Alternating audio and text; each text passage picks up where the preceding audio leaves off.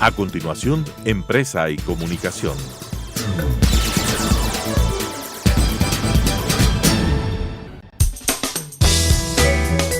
Clasificación B, bajo supervisión de un adulto.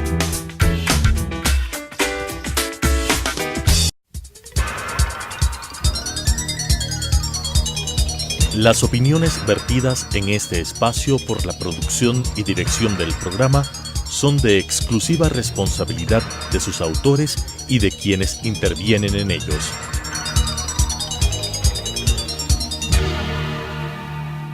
Telesucesos Canal 29 UHF presenta Empresa y Comunicación.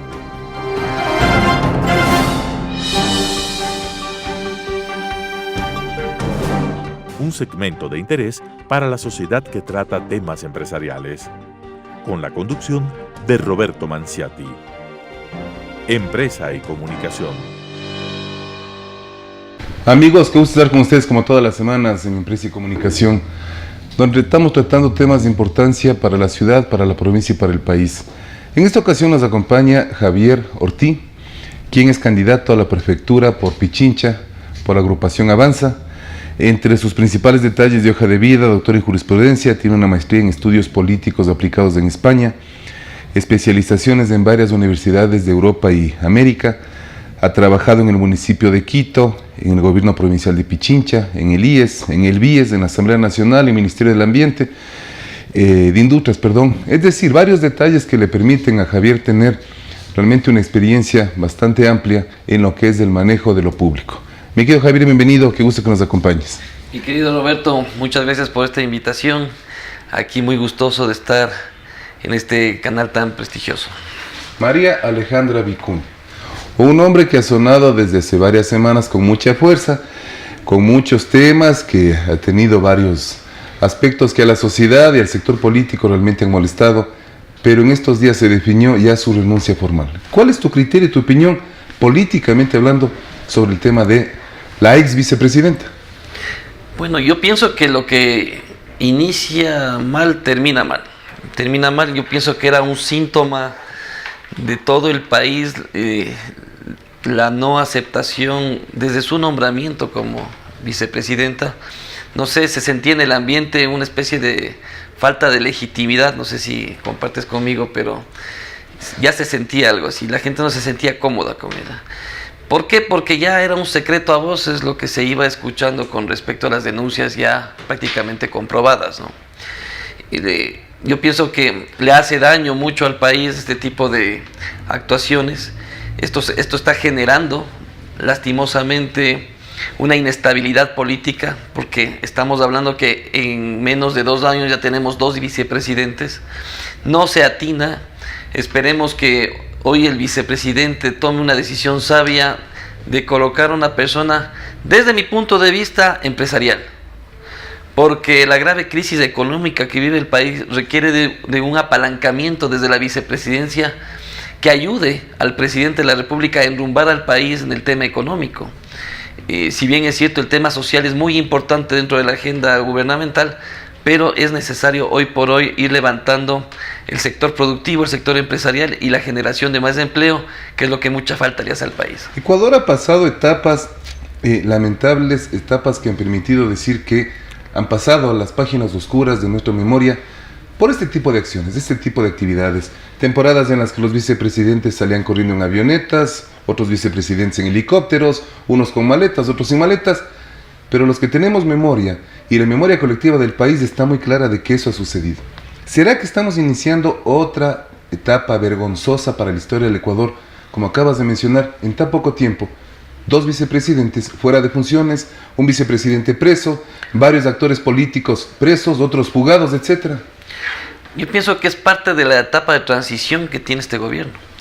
O sea, no termina de ser un gobierno de transición después de todo lo que ha pasado a partir de su propio posicionamiento. Entonces, vemos que hay un proceso de descorreización del gobierno, en donde poco a poco van saliendo a luces todo lo que pasó en la última década, y eso ha dado como resultado que varios personajes ya tengan que ir saliendo de este tema. Entonces, ahora la pregunta es hacia qué iremos, ¿no? Hacia qué iremos, cuál será la agenda de la presidencia con una nueva vicepresidencia. Siempre va a saltar la duda si es que el presidente tendrá la salud necesaria de continuar, o se llamará a muerte cruzada, o se llamará tal vez a elecciones anticipadas. Sin embargo, estamos a puertas de elecciones seccionales y las organizaciones políticas debemos presentar candidatos y participar en gobiernos locales. Entonces, este tipo de inestabilidad a nivel nacional también genera un poco de inestabilidad a nivel local, porque la reconfiguración de fuerzas van alternándose en tanto y en cuanto van pasando este tipo de variables dentro del esquema nacional. Ahora, para pasar al tema ya netamente de la provincia de Pichincha, se podría decir que el presidente de la República le debe una explicación de manera formal, de manera correcta, de manera directa al pueblo ecuatoriano. Él fue quien eligió a sus candidatos. Y ahora se nota entonces que el señor presidente de la República ya se equivoca en 2 ocasiones al escoger 2 candidatos que tal vez no cumplieron con lo que el Ecuador aspiraba. ¿Debe haber una explicación al Ecuador? Por supuesto, tiene que aceptar el error que cometió. Nadie entendió cuál fue el cálculo político que realizó cuando mandó la terna con Alejandra Vicuña encabezándola. Esta vez yo pienso que la misma Asamblea Nacional va a hacer un análisis minucioso de la siguiente terna a la vicepresidencia, y vuelvo, insisto, tendrán que analizar muy bien cuál es el perfil necesario que necesita hoy el país.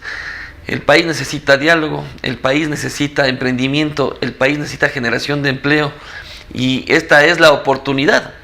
Mal que haya sido de esta manera, pero es la oportunidad de refrescar las filas dentro del gobierno nacional para poder empoderarnos de un nuevo esquema productivo, ¿no?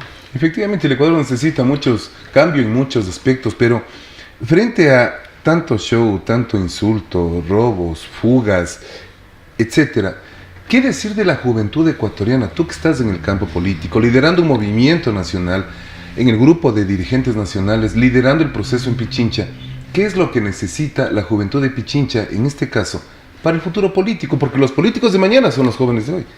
¿Qué hacer entonces por esa juventud? Primero, madurez política. Madurez política, generosidad política, conciencia política. Yo pienso que hay una generación de nuevos políticos que debemos de empoderarnos. Y me refiero a una generación de políticos que no somos improvisados, que estamos dentro como y con preparación, tu currículum, ¿no? Con preparación y experiencia también en manejo público, porque el problema es que viene gente que lastimosamente nunca ha pisado el sector público y después quiere administrar una ciudad, quiere administrar una provincia, y no los juzgo por eso, pero ya vimos también en el actual municipio de Quito cómo esta improvisación nos ha hecho, nos ha costado caro a todos los quiteños. Entonces yo pienso que hay una generación interesante. Nos dicen que estamos entre la X y los millennials, o lo uno o lo otro, pero ¿qué mismo? Que hemos vivido 2 procesos, el proceso de la partidocracia más el proceso del correísmo, y ahora estamos ante un nuevo proceso que pienso que debemos empoderarnos de esta nueva generación, independientemente de cuál sea el partido político. Ahí cuando yo digo madurez, conciencia política, no confrontar, entender que los amigos políticos no son enemigos, que hay que respetar la discrepancia, hay que respetar las ideologías. Sin embargo, no es necesario tampoco compartirlas, pero en el campo político hay que inaugurar la decencia política, y eso se trata esta nueva generación, y sin tener miedo a las maquinarias electorales, sin tener miedo a las autoridades electas. Se habla a lo que nos vamos a enfrentar en estas elecciones, se habla de las alianzas tácitas que se están cocinando para las siguientes elecciones, para guardar las espaldas a los actuales gobernantes, tanto en Quito como en Pichincha.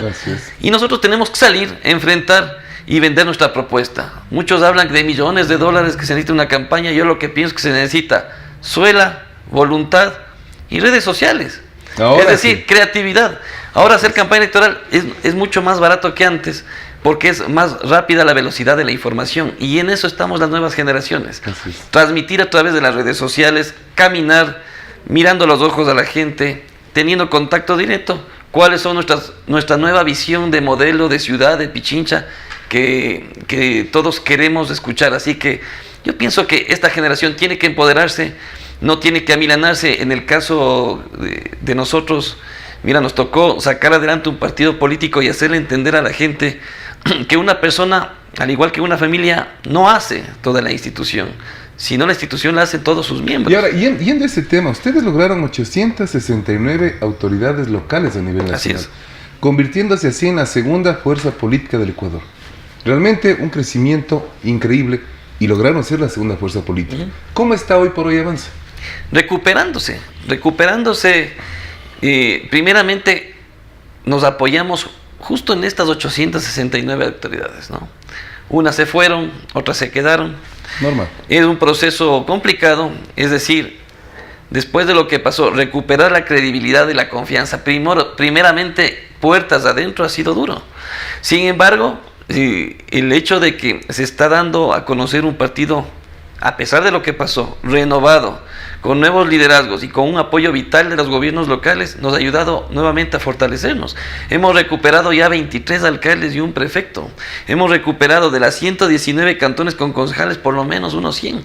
Eso quiere decir que el partido tiene una estructura maravillosa, que esa es la que se tiene que aprovechar en estas elecciones, y por supuesto vendiendo el tema de renovación y haciéndole pensar a la gente que un partido político con este tipo de estructura, con pertenencia territorial y sobre todo con recambio generacional, es importante para la democracia del país.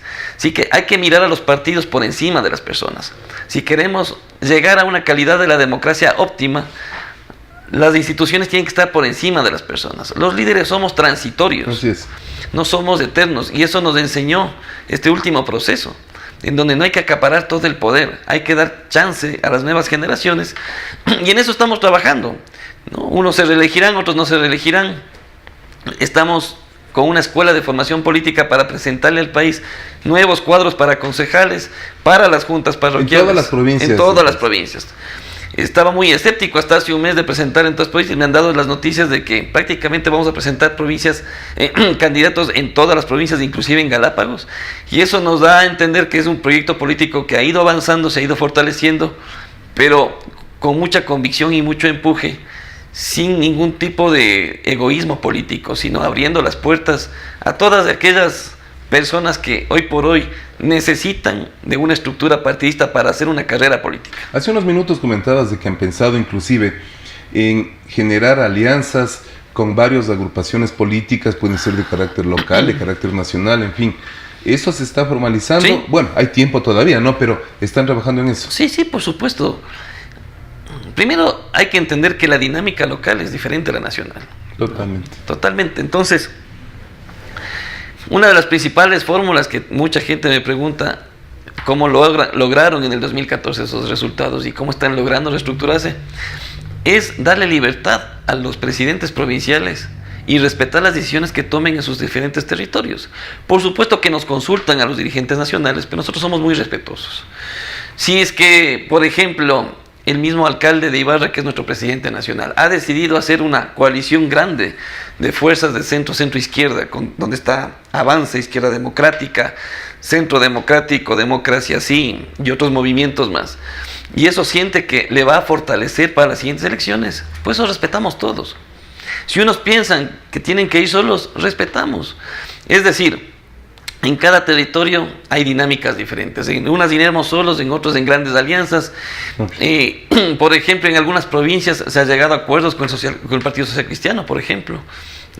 Nos parece interesante que las causas ciudadanas y locales no tienen bandera ideológica.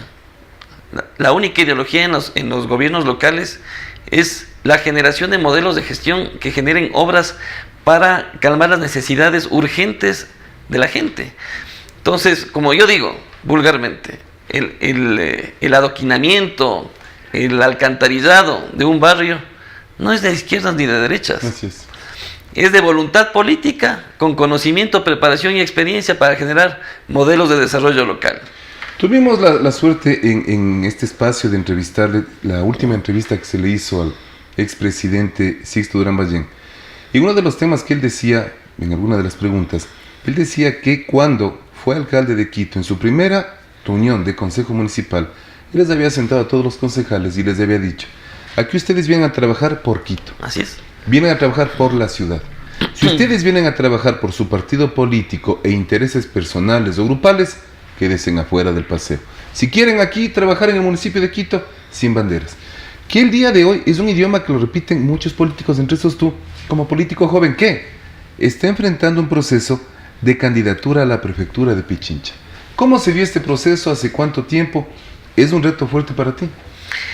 Es un reto fuerte sobre todo por lo que le pasó al partido político. Hacer entender que es un tema que ya pasó y que hoy estamos nuevamente reconstruyendo. Hicimos una estrategia muy inteligente y es que el partido político tenía que nuevamente nacer desde donde nació, es decir, desde lo rural, ¿no? Yeah. Mientras acá en Quito todos estaban preocupados por la capital, el partido político estaba preocupado por recuperar las estructuras a nivel periférico, es decir, fuimos de una estrategia de lo periférico a lo central. Que casi siempre se olvidan en los sectores. Claro, entonces, mientras acá en Quito ya se definían candidaturas de las alcaldías, recién hace un mes regresaron a ver a los cantones de Pichincha. Regresan a ver a los cantones de Pichincha y resulta que uno de los partidos más fuertes en los cantones es Avanza.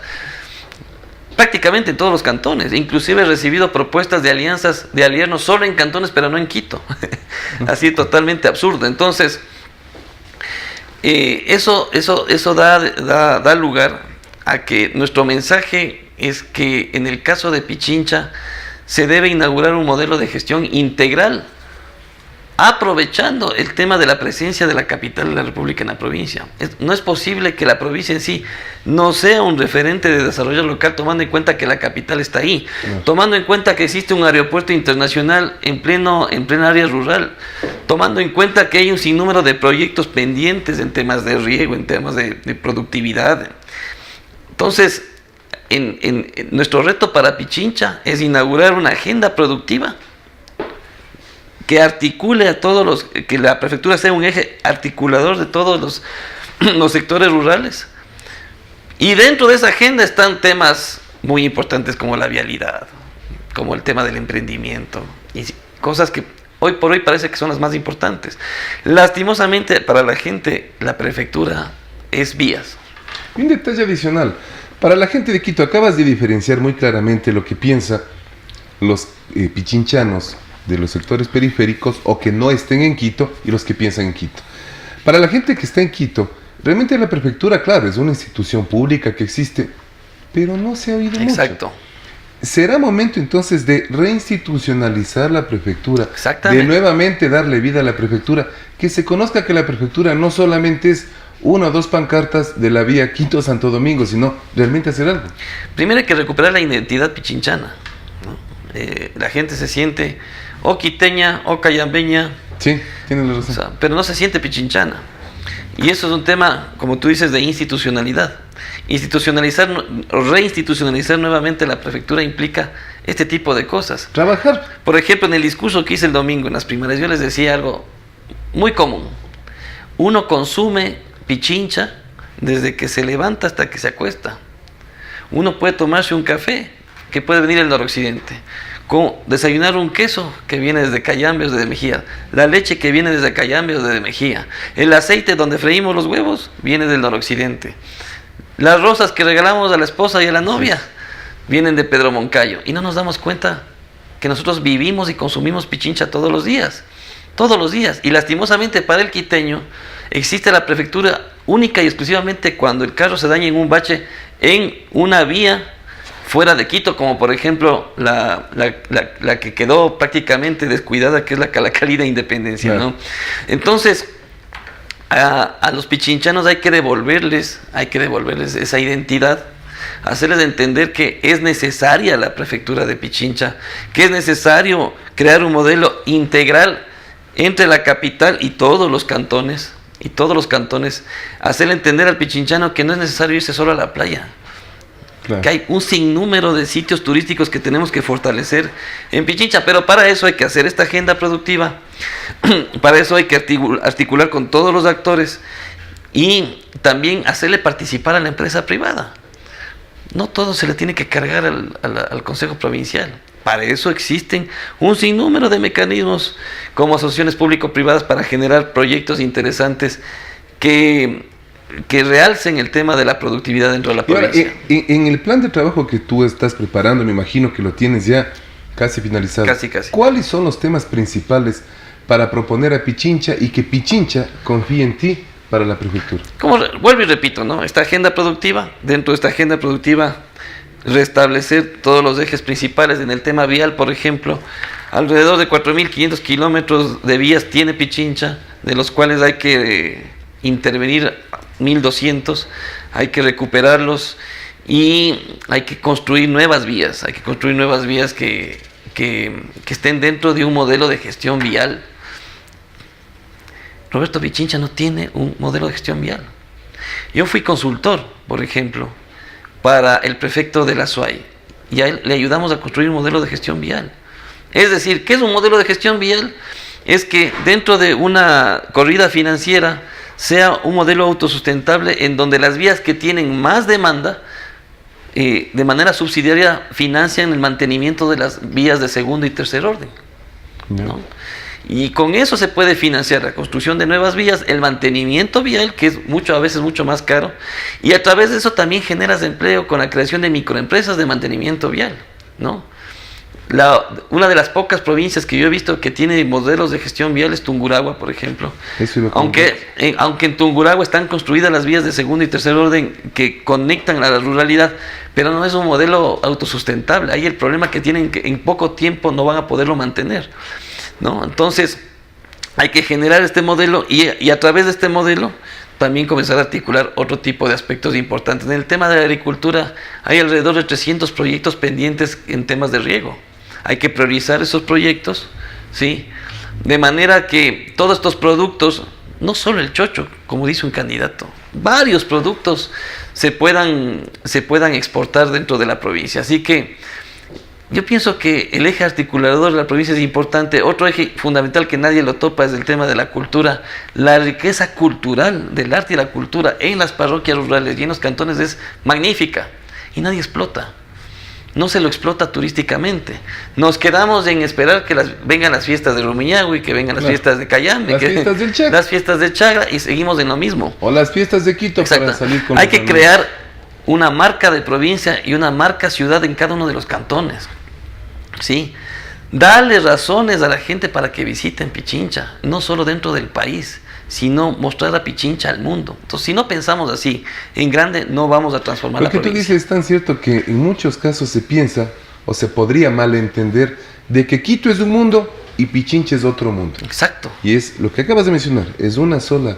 Es una sola y no ha existido una sola autoridad que articule la importancia de tener en una provincia, la capital de la República, que viene a ser un gran mercado para un sinnúmero de productos. Y cuando uno recorre la ruralidad se da cuenta de que hay un sinnúmero de emprendimientos que con un empujoncito de apoyo tendremos productos con valor agregado, con muy buena calidad, que se puedan ofertar en un gran mercado como es Quito. Entonces, eso hay que impulsarlo desde la prefectura. Llegando a la parte final, mi querido Javier, de este diálogo, ¿qué opinión tienes tú en el campo político sobre el Consejo de Participación Ciudadana y Control Social Transitorio? ¿Ha cumplido o no ha cumplido?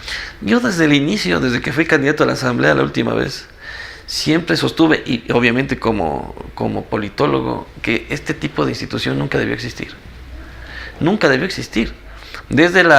Yo recuerdo una entrevista que me hizo Carlos Vera en el 2008. Yeah. Yo ya advertí que este tipo de instituciones iban a acrecentar el hiperpresidencialismo, iba a ser la llave que abriría la puerta para fortalecer al presidencialismo y desde el presidencialismo comenzar a cooptar y controlar lo que en teoría deberían ser instituciones totalmente independientes del Ejecutivo y más aún los organismos de control. Entonces, eso se cumplió, lastimosamente. En los 10 años lo que se demostró es que a través del Consejo de Participación se nombró a gente afín al gobierno para poder controlar la justicia, controlar los organismos de control, controlar el sistema electoral, que es totalmente grave, Y mientras exista este organismo, siempre va a ser una tentación para el poder de turno, a través de este organismo, captar y tratar de controlar todos los organismos que acabo de mencionar. Entonces, yo estoy de acuerdo con que debe desaparecer, aunque las formas no me parecen, porque me parece tan ilógico que se llame elecciones de vocales del Consejo de Participación y al mismo tiempo se quiera llamar a consulta para desaparecerlo. Sin embargo, yo sigo sosteniendo que eso debe desaparecerse.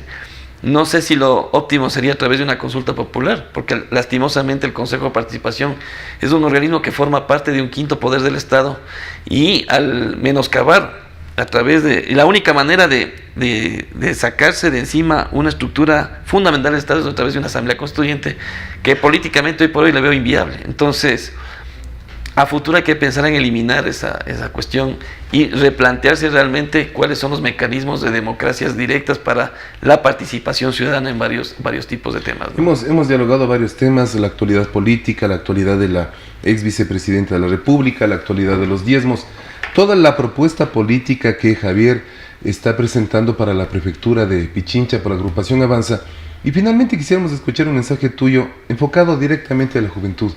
¿Por qué la juventud debe preocuparse de la política? ¿Por qué la juventud debe conocer lo que sucede en el país? ¿Por qué la juventud debe pensar que hay que prepararse para que el Ecuador crezca? Porque hay jóvenes que van a las universidades a recibir clases y obtener títulos, pero no se preparan, sin importar lo que pueda venir en el futuro. Yo quiero decir a la juventud que lo más fácil es quejarse. Un gran amigo me decía: Javier, no te quejes de lo que los otros hacen, sino de lo que uno deja de hacer. Y si uno deja de hacer política, permite que otro tipo de actores con otro tipo de intereses hagan política. Hay que ser valientes, hay que ponerse vaselina en todo el corazón, en todo el cuerpo, que resbalen lo que diga la gente. Cuando uno hace política se transforma en vitrina pública y la gente tiene todo el derecho de criticar lo bueno y lo malo. Uno no es monedita de oro de todo el mundo. Uno tiene que ser tolerante a las críticas, tiene que ser muy democrático, pero no tenerle miedo a los retos. Y uno de los principales retos es dignificar generacionalmente la política, participando en ella, caminando, recorriendo los territorios, siendo sinceros con la gente, no mintiendo a la gente, porque lastimosamente la demagogia ha sido el mal desde el retorno a la democracia. Así que esta nueva generación tiene que enfrentar los procesos políticos, no tiene que amilanarse y obviamente prepararse para lo que se viene. Una mezcla de experiencia y preparación siempre es bueno para evitar la inoperancia y sobre todo la improvisación. Nos hacemos eco de tus palabras. Y mi querido Javier, muchísimas gracias por acompañarnos. Gracias, y con ustedes, amigos, hasta la próxima semana en estos interesantes diálogos para la nueva temporada que se le viene al Ecuador. Un gusto y hasta la próxima semana.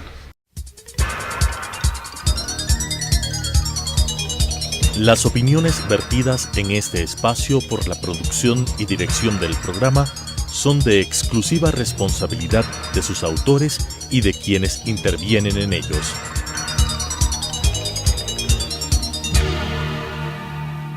Telesucesos Canal 29 UHF presentó Empresa y Comunicación.